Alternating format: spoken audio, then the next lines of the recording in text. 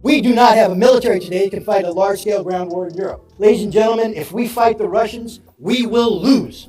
Joe Biden, you're writing checks the American body can't cash. Now, what is NATO? We call it a military alliance. Back in the 1980s, 1970s, 1980s, it was truly an alliance of military powers. The military that the United States had deployed into Europe at that time, over 300,000 men and women, was the finest military the world's ever seen. A military capable of engaging in large-scale ground combat in Europe and winning. And I say that because I was one of them. And I'm telling you right now, if anybody thought they could beat us, they were wrong. Maybe. we never got tested, thankfully. But we were good because we trained, because we were organized, because we were prepared. But then something happened. The Cold War went away.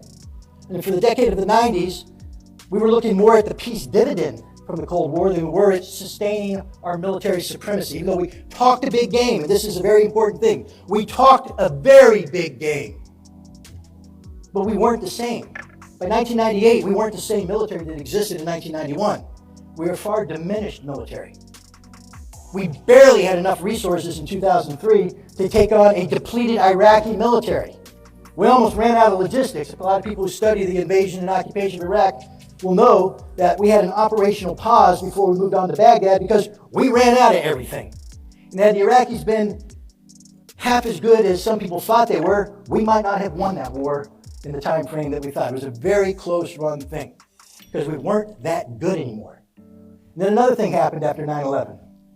We started getting focused on low intensity conflict. We're fighting wars in Afghanistan and Iraq, but not the kind of wars where you close with to destroy the enemy through firepower maneuver involving hundreds of thousands of troops, tens of thousands of tanks, thousands of aircraft. We're talking about small unit conflict where patrols are going out, a platoon size, company size, maybe a battalion sized operation. We forgot how to fight big war. We didn't train for it. And I'm telling you right now, if you don't train for it, you can't do it. You can't do it. We do not have a military today that can fight a large-scale ground war in Europe. We do not have a military today that can fight a large-scale ground war in Europe. I'll say it one more time because this is important. We do not have a military today that can fight a large-scale ground war in Europe. And yet, what is the president positioning us to do? Fight a large-scale ground war in Europe. Ladies and gentlemen, if we fight the Russians, we will lose. We will lose hands down. It won't even be close. NATO doesn't exist anymore. Oh, it's there as an organization. When I was in, the British had the British Army on the Rhine. 80,000 guys, highly trained. Today, they barely have 80,000 guys in their entire military. Ask the Brits to put together a brigade and send it out their island into Europe. They can't do it. They can't do it. Ask the French. They can't do it. Ask the Germans. They can't do it. No one can do it. This is why Joseph Borrell, who is the head of foreign policy for the European Union, is freaking out right now because he recognizes the trajectory that Europe's on, which implies the potential for combat with Russia. And he says Europe cannot beat Russia in a war. That's an absolute statement of fact. The Russians today are organized to fight large-scale ground combat in Europe. And when I say organized to fight, that means organized to win. How do we know this? Well, we see it right now, ladies and gentlemen. You can talk about the Ukrainians all you want. I'll tell you this. Not only were they one of the largest militaries in Europe, they were one of the best equipped militaries in Europe, one of the best trained militaries in Europe, one of the most competent militaries in Europe. This is the Ukrainian army I'm talking about. The Ukrainian army was capable of defeating, hands down, any army in NATO besides the United States. Maybe the Turks. But everybody else, Ukrainians would wax them. They're that good. And yet Russia is crushing them. Crushing them. That doesn't mean that Russia's not taking losses. Man, when you step into the ring with a heavyweight fighter, he's going to hit you. He's going to hit you hard, and if you're not careful, he's going to knock you out. And the Ukrainians are fully capable of delivering some heavy blows, and they have. The Russians aren't perfect. They have made mistakes, and they have paid a price. But the sign of a professional organization is your ability to adapt and overcome. And the Russians have adapted and they've overcome. Today, we have people saying the Russian army officers aren't that good, their army's not that good. The battalion commanders that the Russians have on the ground in Ukraine today are the finest battalion commanders the world has ever seen. These guys are doing miracles. America's battalion commanders would do well to study what these guys are doing. How you lead from the front, sustain combat operations for 100 days, and you get better, not worse.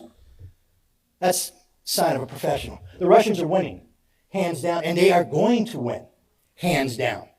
There's nothing that can happen to stop this. Nothing. But there's a problem. We can make the cost for Russia very high.